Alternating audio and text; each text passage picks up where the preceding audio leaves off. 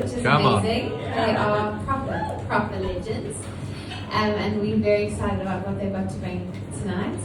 But we just want to say welcome. Thanks for being here. It's awesome to be in this beautiful, cozy space together. We're going to have a great night. Yeah, they are amazing. They produced Julia, and they've been amazing creators to me. But more than that, I think the bigger picture for this evening is just thinking about what it looks like when God arrives in a place. What starts to happen when God's presence is poured out, when His kingdom starts to break into a place.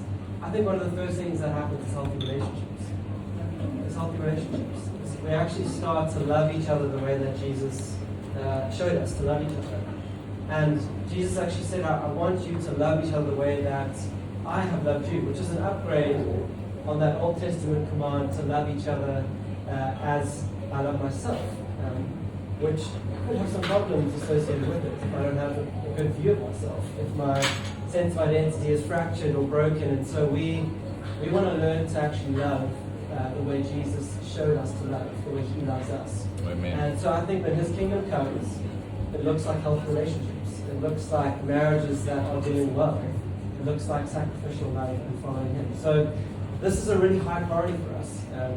And we're really excited that the day after we kind of stepping into the space, we have a marriage enrichment evening. It feels really appropriate, actually, because this feels like a massive value on our hearts for this community. That our relationships would be well, our marriages would be healthy and well. So, Philly and Solly, we just want to honor you, what you fought for 20, 30 years in your marriage ministry and in your own marriage.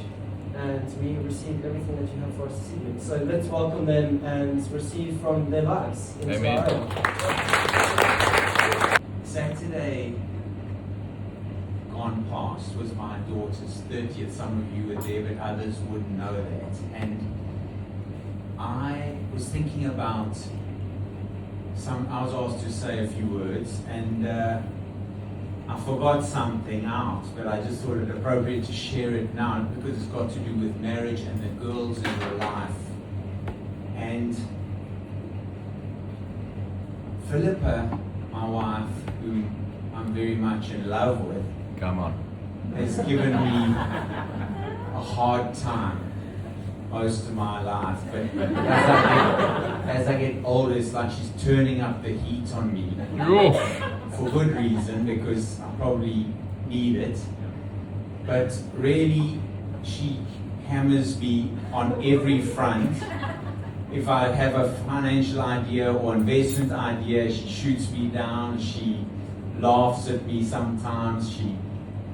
And Julia, my oldest daughter, the two main girls in my life, is always in my corner, even if it's a bad idea. And I forgot to say this on Saturday, but it's just interesting that you know, she's also, they're very close, mother and daughter, but it's just wonderful as a dad to have this relationship, your daughter standing for you. Oh, yeah. And she's got two younger brothers that come to signal that some of you would have seen, and the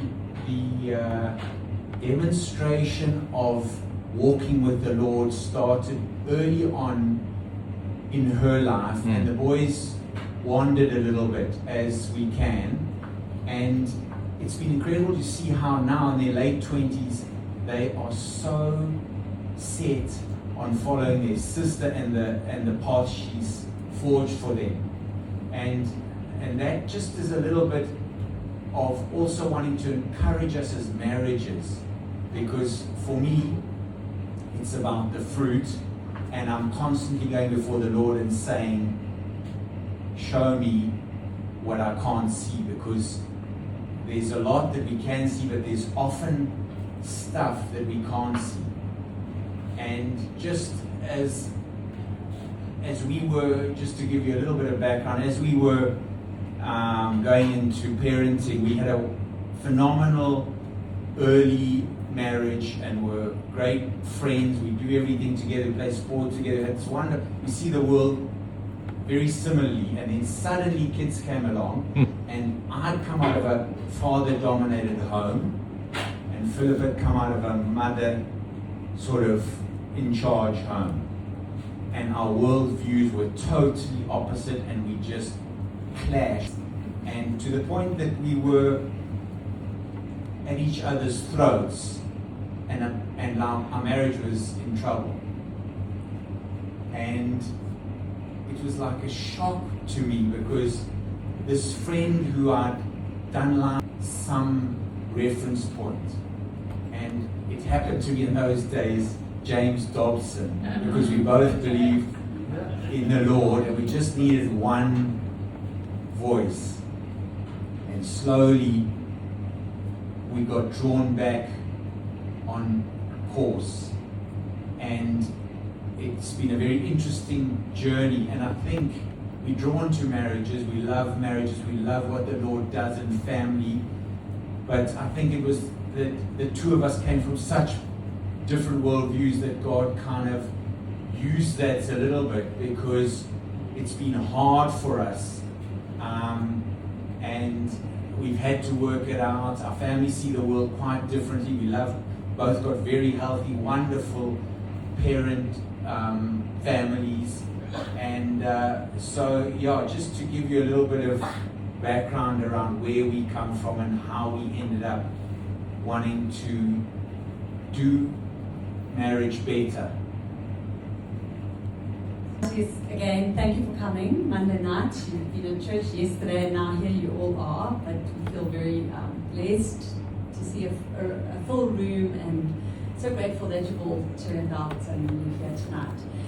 So it is a bit funny, because when the invitation went out about the marriage enrichment evening and our names were attached to it, Steph Martin, I don't know how many of you know Steph Martin, but she instantly messaged me and said, okay, well, this is the best form of nepotism. So I didn't have to look the word up, but yeah, thank you for having us, and all of you, thank you for putting up with us.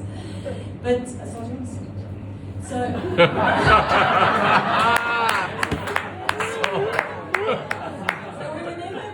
for a long time we weren't as friendly as we are now. We're more friendly than we used to be. And yeah, what Simon's describing, well, we are known as Solly and Philly, but make yourselves like whatever you'd like to call us, please. But there was a time in our lives when we were encamped in our own camps. And we were hurling missiles at each other. And the people that were getting the worst of our war were our children. And just to sort of embellish a little bit on the background before we get into what we're going to do tonight, but basically our children were very, very unhappy. And our children were the most important things in our lives. You know, God, yes, marriage, yes, children, but our family meant everything to us. And we found we had very, very unhappy children, and they were also very anxious children. And we decided we had to do something about it. And yes, we got onto the James Dobson and decided, okay, what do we both believe in? We both believe in God, we both believe in the Bible, and we're going to find a book that we can both say, okay, we're going to find some common ground here. So we did that, we started the journey, and then we heard about this course. Julia's mentioned it often in her testimonies, called Ancient Paths, and we literally went on. It was an inner healing, spiritual Christian course, and we went on this course and we saw our lives being played out on the screens, and we were just weeping because we could see, finally we could see that we were causing such chaos in our children's lives, and the very thing that we so deeply desired, we just didn't know how to get to. And so we were involved in that course for about 10 years, and we always used to say that the people that benefited the most from that course were ourselves, because we sat under their teaching week after week, and we just were drenched in the rhythm. And then after that, I decided I wanted a professional qualification as well, so that I could counsel. And so I became I'm an Imago practitioner. I'm not a clinical psychologist. but they allowed me to do it because of my years of experience doing this ministry work that we've done. And that is the most beautiful form of couples therapy. And so I draw a lot, I will be drawing a lot tonight from that learning, but obviously also we very much bringing the spiritual side of things. So if I could just open in prayer. Yep, we can just pray. Thank you. Okay, Lord Jesus, we just want to invite you here tonight. Thank you, Father, that in you we have everything that we need, Jesus, to make our marriages work. Father, I know sometimes it's so hard, and yet even in the hardest and coldest places, Jesus, that you are right there with us, rooting for us, and putting things in place so that we can break through and come into a new season of wholeness and of aliveness and of richness. So we just pray your presence here with us tonight, Jesus, and we just thank you for every single person who's pitched up tonight, God, and we're asking that you pour out your love on each couple that is here tonight. Thank you, Jesus. Amen. Fun, and then we're going to get into a little bit of the meat, and then you're going to take away a little bit of a few tools that hopefully can help you and also we've got an hour, maybe an hour and a half, so we're literally like scratching the surface. But I really just invite you to come along, enjoy the journey, and maybe take away a few things that you can put into your marriages. Okay, so for starters, what we're going to do is, sorry,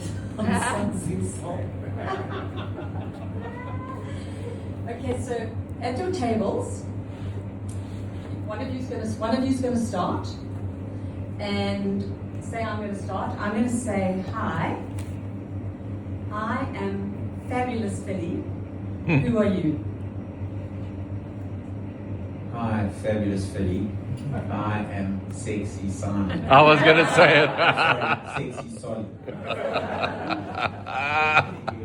Yeah, and then you go to the next person. Okay, so you introduce the person before you and the person before that, and then you find out who the next person is. Okay, is that clear? Sort of? Around the table, just in your tables. Okay, go for it. No, I'm videoing. Does it have to be with your name? Oh, I'm with a K. I'm torn between Kinky and Kai. Yes. I'm Kinky Kai Karen. I've got. Kinky Klein Karen. Hi, Kinky Klein Karen. I am Magic Mike. I'm Magic Mike. Ryan. Oh man. Speak up, my man. Just greet him. I'm Magic Mike. Hi, Magic Mike. I am Raucous Ryan. What did you say, raucous? Raucous Ryan. We've got Kinky, Magic, and Raucous. Talkative Tracy. You're what, Tracy? Talkative. Talkative Hi, Tracy. Talkative Tracy. I am Gentle John. Oh. That's a G and a J. No, it sounds like a J. You just say it, Bree. Just say it. Gentle, judgmental John. Woo! And Janine, I'm sorry, Janine, you could see, I don't know how to turn this thing around. You see, babe, I didn't know who you are, but I am Prophetic Pat, and you must be Jolly Janine. Rephrase, babe, you are generous Janine, not jolly, generous Janine. Intention is to take away tools to help me grow intentionally in my marriage. Is to take away tools that you can to help you grow intentionally in your marriage. I think to get a fresh perspective on how I can help my spouse. My spouse.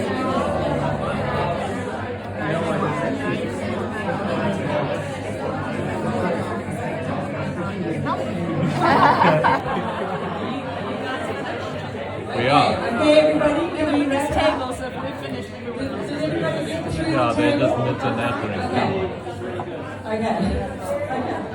We also Okay, found so guys, each couple will notice that we handed out one of these little leaflets, little booklets. Oh, did we get And you'll notice on the front cover that there's a boat. And actually, Julie, you'll recognize that boat. But I saw a boat in a prophetic dream, and I'm nothing of an artist, but I painted a boat, and it looks like that boat. And when Simon and I were praying about this course, and for weeks building up to this, the Lord gave me three pictures. And the one was that little boat, and the scripture that is attached to that boat in my mind, which was part of the prophetic dream, is that He rescued us out of the kingdom of darkness, and He placed us in the kingdom of the Son whom He loves, in whom there is redemption and forgiveness of sins. And there was this picture of coming out of darkness and moving towards the light, and there was this chaos and darkness and behind the boat, and then in the boat, this boat was moving towards this calm and this peace and the light. And I felt the Lord say, use that on the front cover, because the thing about marriage is that it's no point playing the hokey pokey, right? I put my right foot in, I put my right foot out, I put my right foot in, and I shake it all about. Marriage, if for marriage to be successful, you've got to be all in. You've got to be all in, both of you have to be all in. And sometimes that feels, I don't think I can do this. And some of you are rolling your eyes and thinking, well, that's, I can't do that. I need to have that back door open. But I can stand here as a witness to the fact that the couples that do the work. Very good. I can only encourage you to do the work because it works. And sometimes I find that couples that come into my office and they are desperate and they actually don't know what to do, and they are completely stuck. And the truth is that they just often don't have the tools. They don't know how to get out of that place. But anyway, so we're going to get to that. But that was the one picture. The other picture was I saw a pyramid, and I asked the Lord, well, what is the pyramid? And then I saw inside the pyramid was a tomb, and inside the tomb was a dead body, and then the dead body was wrapped in grave clothes. And I saw this body coming alive, and I asked the Lord, well, what does that mean? And I felt that He was saying that some people have buried their marriage so deep, the hope, buried their hope of their marriage. Feels so dead. It's like a body that's not even buried in a grave, but buried in a tomb inside a pyramid. So I wanted to encourage you, if you're feeling your marriage is not the place that you want it to be, I want to encourage you that there's so much hope. And never give up hope. And I really believe the Lord is wanting to lead you out of that grave and into a new place where the boundary lines fall in pleasant places, and it's fully alive again. And that's what marriage can really be. It really, really can. And then the third one was I saw, and I never looked it up. I think it's either called a cairn or a kiln. Those piles of rocks. A cairn. Okay, and I saw this cairn, and there were these cairns all along the way, these piles of stones leading the way. And I felt the Lord say to me, take the cairn and turn it upside down. So the smallest stone will be at the bottom, and you build it up so that the stones got bigger and bigger. That's weird, that's just going to fall over. But actually, as I saw that image, and it was actually in a dream, that all the stones fitted together perfectly, and I felt the Lord saying, show the way, this is the way. And sometimes it looks exactly opposite to what you think it's going to look like. And also we're going to get to some of that in what we're going to talk about, because sometimes the very thing that you need to do is going to be completely opposite to what you think it should be. And also the ways of God are so contrary to the ways of the world. And we need to follow the path that He has set for us. Anyway, okay, so those are the images, right? So in this little booklet, it's one per couple, because we're going to be working on this together.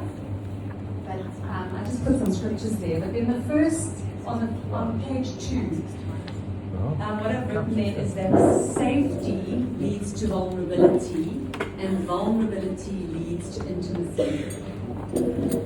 So, if you want, everybody wants intimacy in their relationships, right? So if you want intimacy, you've got to create safety. Yeah. And your partner is only going to be vulnerable to the extent that you have been able to create safety. So how are we going to create safety, right? We are going to do things, if you look on the next, below there are all the A words, adore, appreciate, admire, all those things. Those things build safety in a relationship. And the dirty D's, dismiss, demean, and diminish. Those things destroy safety in a relationship. So I would like to have a volunteer couple, please. One volunteer couple? We could. Yes, Roger can come. Oh, we have both have to go. Yeah.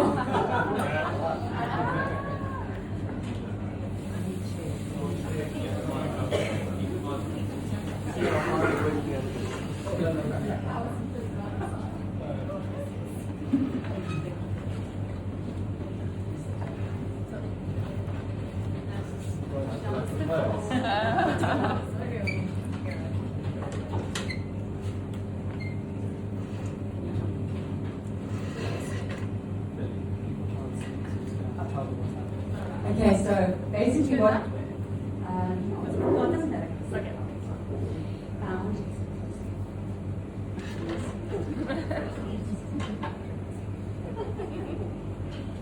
Okay, so what we're going to do now is we're going to do what we call an appreciations dialogue. And one of the most amazing ways to start to build safety in your relationship is to appreciate your partner. Okay, so this is how we do it. This is how we set it up. Are you willing to do an appreciations dialogue? Okay? Raj, are you willing to do an appreciations dialogue? Good choice, eh? Are you happy to speak? Okay, so I'm just going to describe what we're going to be doing here. But basically, what you see here is a picture of a marriage, and you see two people, and between them you see this beautiful relational space. And if you imagine that between these two people there's a bridge, and one person, either Kath or Raj, they haven't decided yet, but one of them is going to be the sender, and one of them is going to be the receiver. Okay? Who would like to be the sender? Both can do both. Okay, so Kath's going to be the sender. So, Raj, you're going to be the receiver. Are you willing to be the receiver?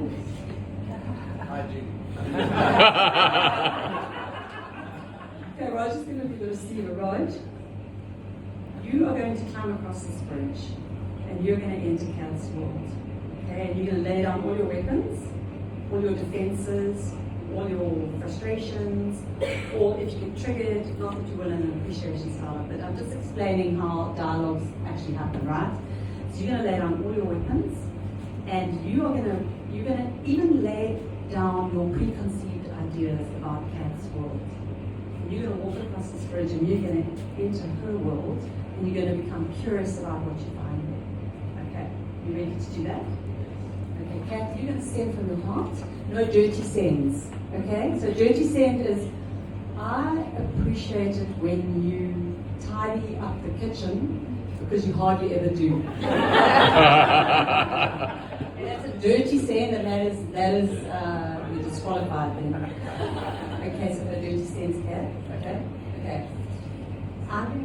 I'm going to give them a sentence stem, the beginning of a sentence, and then Kath's going to complete the sentence, and Raj is going to mirror Kath as accurately as he can.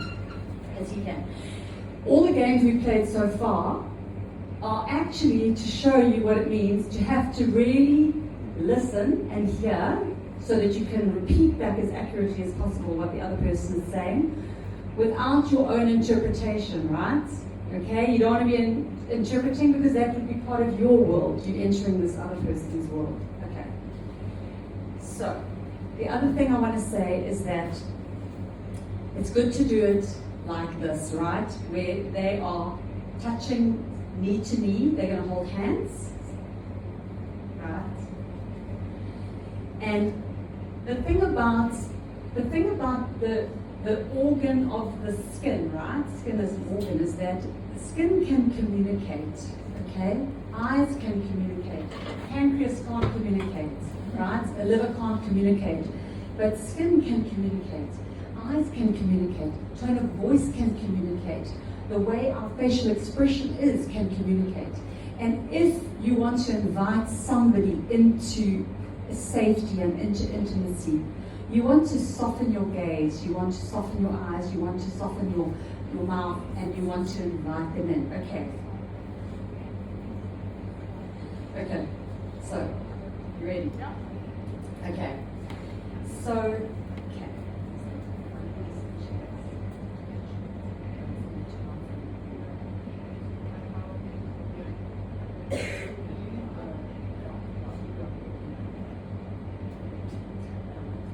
Okay, sorry, a few little rules of engagement here. But, and you have to do them tonight. Okay, okay, so Kat's going to be the sender. So I want you to actually just first, if you can just shut your eyes. And I want you to just take a deep breath in and out. And another deep breath in and out. And one more deep breath in and out. And then when you're ready, Kat, you're going to open your eyes. First, you're going to open your eyes. I want you to connect first with your eyes. And just send appreciation first with your eyes. And then when you're ready, Kat, one thing I appreciate about you is Raj, one thing I appreciate about you is that you're a dreamer and a futurist, and that you dream big for us. So I'm a big dreamer. Kat, what I hear you say that you appreciate about me is that I'm a dreamer, I'm a futurist, and I'm a big thinker for us. Did I get that right?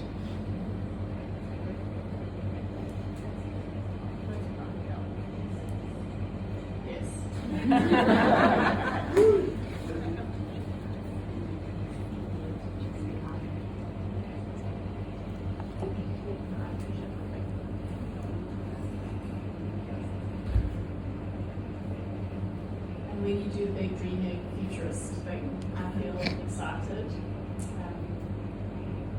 And yeah, why not with you? I hear you say that when I do the big dreaming futurist thing, you are feel more in love with me and excited. Did I get that right? So back to you. It's a pleasure. Very good. Okay, we're going to switch now. So Roger's going to be the sender, and Kat's going to be the receiver. Are you happy to be the sender, Rog? Okay, you happy to be the receiver? Hold hands, please. Catherine, one thing I appreciate about you is that you really do care about me and our kids. Raj, what I heard you say is that you appreciate that I care about you and our kids. Did I get that right? Yes. And when you do that, I feel cared for, belonged, and secure.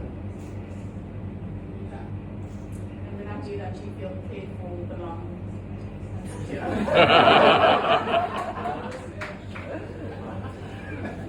Did I get that right? Yes. Thank you. Okay, give them a round of applause. I want you to just take a moment and just think about how that left you feeling watching and witnessing this couple really appreciating each other. Just think about it for a moment. Yeah. And then what we're going to do is supper coming?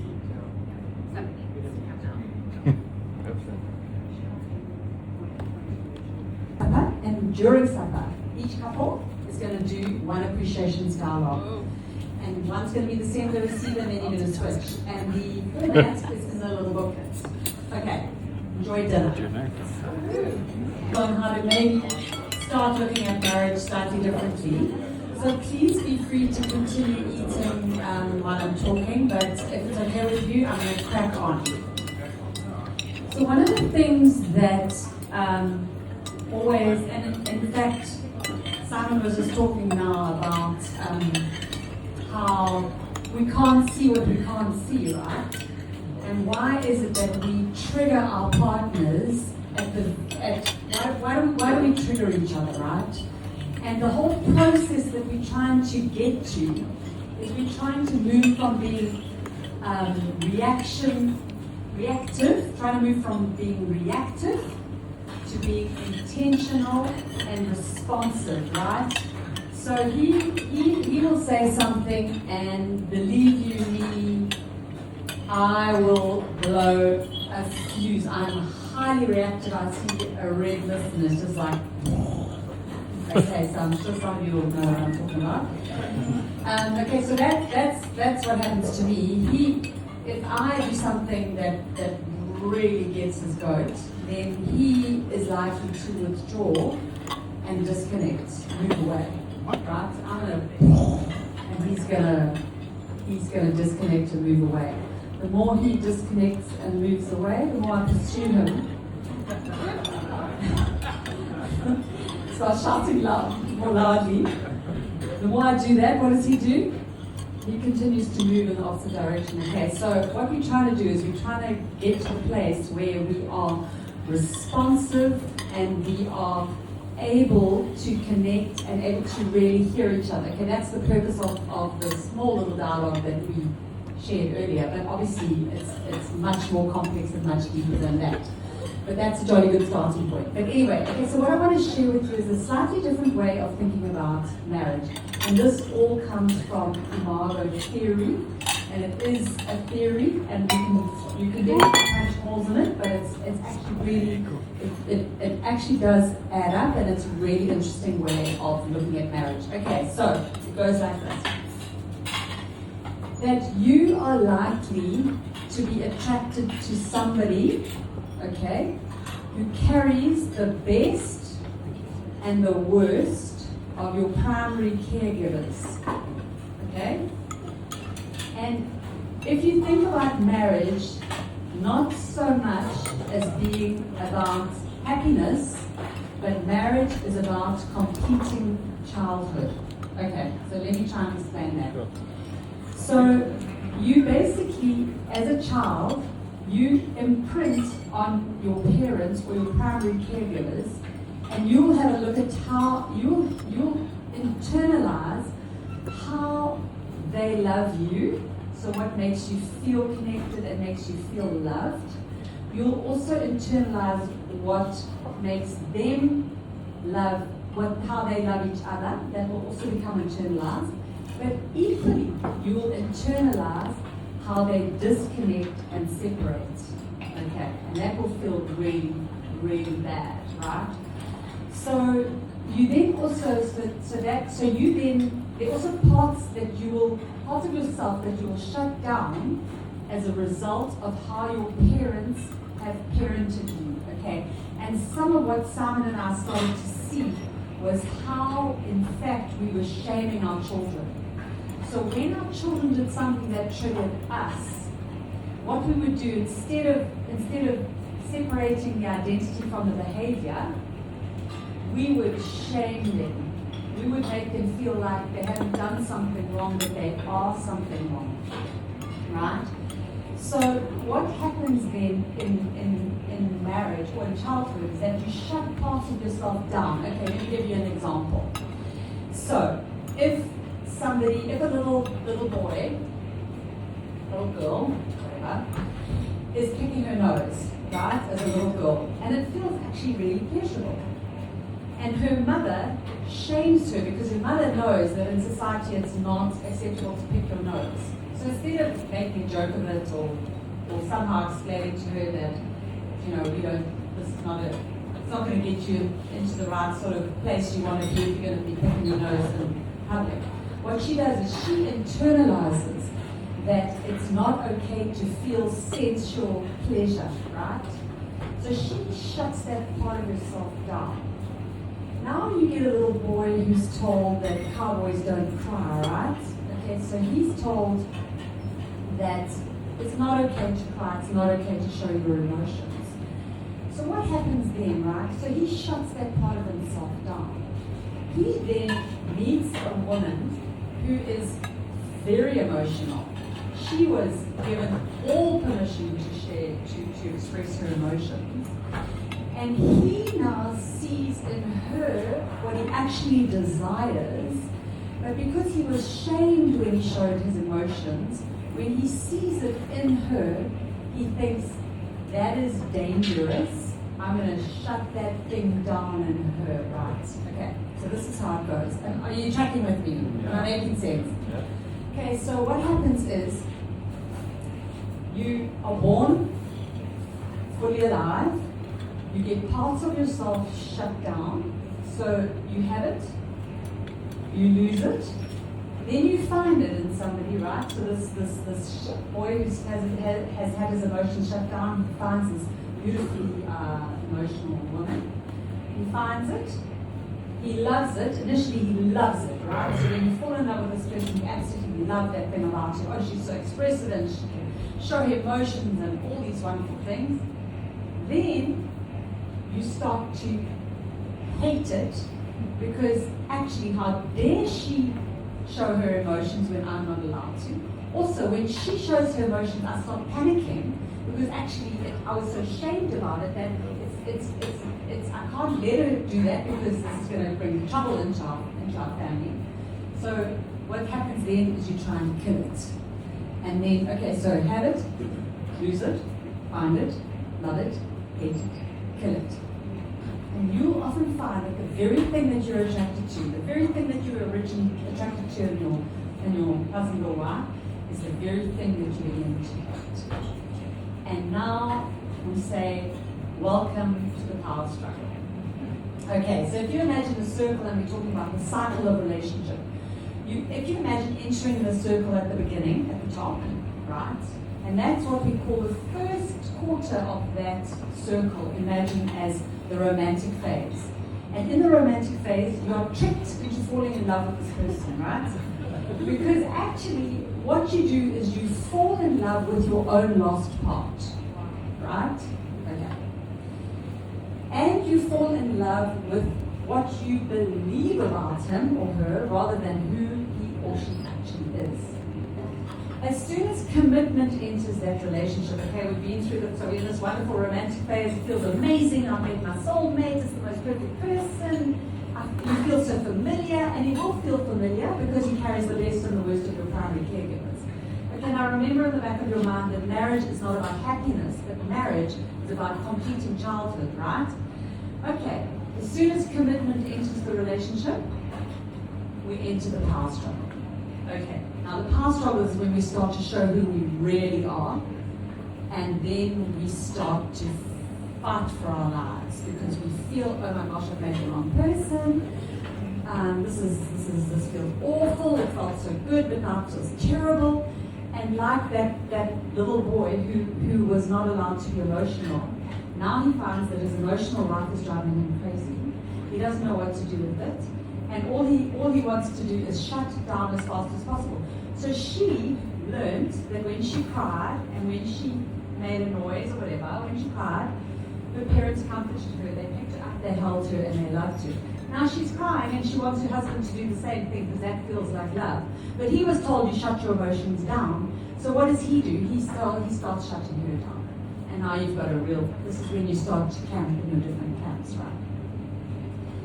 So, 50% is probably more now, but 50% of couples will opt out at that point. They'll say, it's too hard, you're the wrong person, I'm out. They'll be divorced. Those people will separate, they will go back to the top of the circle, and they will find somebody new, right? Who will be very similar to the first person that they had married and now have left and divorced, right? Because they're going to still look for somebody who carries the best and worst of their primary caregivers. They're going to go back eventually into the power struggle, and now you've got a lot of baggage added onto that, right? So that's 50% of people. 48% of people do what's called a parallel divorce. So they live in parallel mode, like two ships never crossing in the night, right?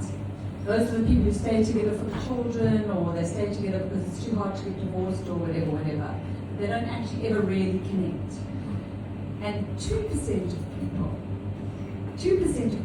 will do the hard work of the power struggle. Getting help, you've got to get help because it's not easy, it's extremely hard. 2% will go through the power struggle into what we call the reconditioning, and then eventually they do the work, and then they come up through into what we call real love. And real love, those are those old couples that you've seen that have been together for 60 years and they still look at each other as if they adore each other. And that's because they did the work in the power struggle. And when you get into the real love phase, what happens is that you feel as much in love as in the romantic phase, but you are far more stable. And now you choose that person, warts and all. You've seen the real person, that they are so worth it. And that's obviously the aim and the goal. And as you work through the power struggle, as you see yourself coming through and entering into that real love phase, you then know the next time I go back into the power struggle, and you cycle through it and through it and through it until it becomes less and less and less. That you realize that doing the work in the power struggle is so worth it. Okay, so I think that I don't want to bombard you with too much information, but I think that that's probably a good place to, unless you want to add anything. I don't often get a chance, so I'll just add, talking of one story that I often share about is our issues in the early days were about our kids. And we loved our kids and we just wanted the best for them. And I was seeing things in them that were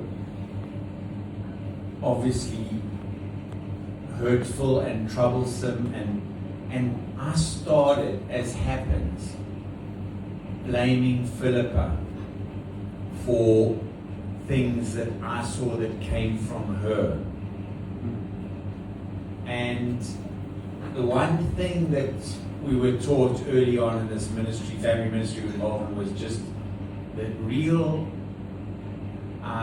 meaning of our fight is not against flesh and blood, but powers and principalities. And the guy says to us, teaching, look at your wife. What is she made of? Your fight is not against her, it's against what she's subject to.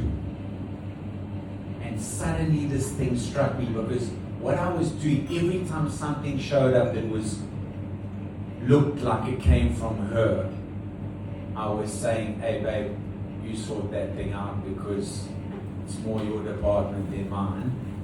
And God said to me, you don't understand one flesh.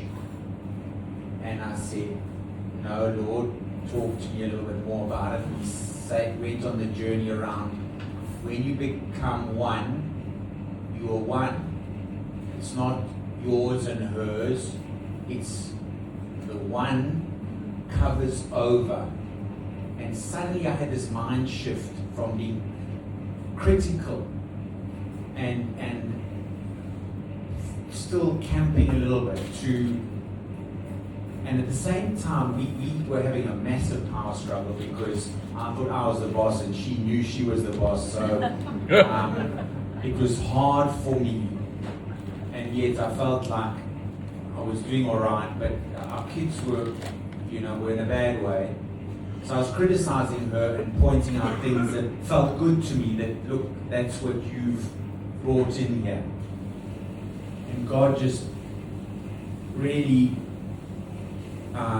grabbed my heart and showed me clearly how off I was and how I didn't really understand what he was about, one flesh. And I just started suddenly with that understanding operating in a different way, and it was like night and day in our home. I could see the impact on the kids. And I didn't tell her that I had this revelation at the start because I was just dealing with my own issues. But I just saw and I was praying about it, and I took authority. And that was the other thing I learned in the early days, that the head of the home, we both, joint head, but ultimately it was my role to protect the home of powers and principalities that were robbing my kids and robbing my wife. So actually, it's my job. Anything comes in there, I'm the man that's in the firing line. And I started to go after this, and I was struck daily at the shift that I saw in the home as I warred on their behalf, because that's and I started to enjoy the role and pray into, look, show me, give me discernment about what is at work, what is coming against us. The kids were at school, junior school, there were things coming against all of us. I knew it was in our lives because we knew our fears and what was kind of our battles, but we had new battles as we went. And God started to give me understanding that, hey, as a head of the home, that's my role.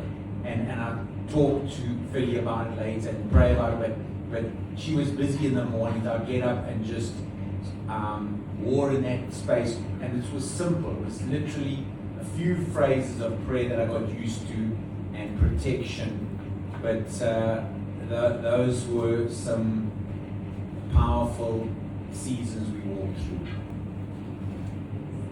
So just really to wrap up, just to give you some sort of handle how to go forward from here, because obviously it's not so easy, but to try and think of conflict. Conflict in your marriage has a massive, massive purpose, right? Conflict is actually, underneath conflict is an unmet need, and underneath conflict is growth trying to happen, right? And I'll remember the day when Simon decided, and I'll give him all the credit, because honestly, like I say, like I have like redness, like I just blow a fuse. But he decided one day that instead of reacting back to me, right? So when I said something that was triggering, instead of reacting back to me, he chose to go down a different road and become curious about, well, why is she saying that? She's not saying that for nothing. Why is she saying that? So just to try and take a reactivity, and instead of firing a missile back, is to say, okay, let me understand what is going on there. What is actually going on inside of this world? And you begin to find this wealth of information that leads to great empathy and great and your marriage will totally shift into a different gear. Anyway, enough. That really is scratching the surface. Thank you so much for all paying attention. I really appreciate it. And it's been wonderful sharing with you. And hopefully there'll be more, because there's obviously much more to say. But thank you and enjoy the dessert.